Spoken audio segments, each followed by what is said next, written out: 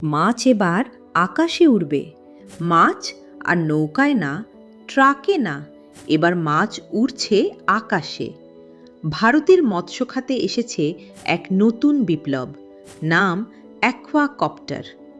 উন্নত কৃষি মহোৎসব 2026-এ এই ড্রোনটি সবার নজর কেড়েছে। এটি তৈরি করেছে পশ্চিমবঙ্গের গর্ব ICAR CIFRI। এই ড্রোন কি করে দূরের নদী, ড্যাম বা ডেল্টা এলাকা থেকে সরাসরি মাছ বাজারে পৌঁছে দেয়।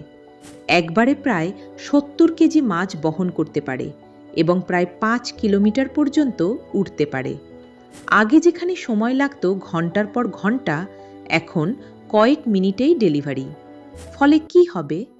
মাছ থাকবে আরও ফ্রেশ, পোস্ট হারভেস্ট লস কমবে, চাষিদের আয় বাড়বে। কেন্দ্রীয় মন্ত্রীও বলেছেন, এটাই ভবিষ্যতের প্রযুক্তি।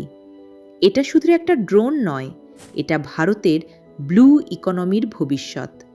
তাহলে বলুন, মাছ যদি আকাশে উড়ে বাজারে পৌঁছায়, তাহলে কি মৎস্য খাতে আসবে বড় পরিবর্তন?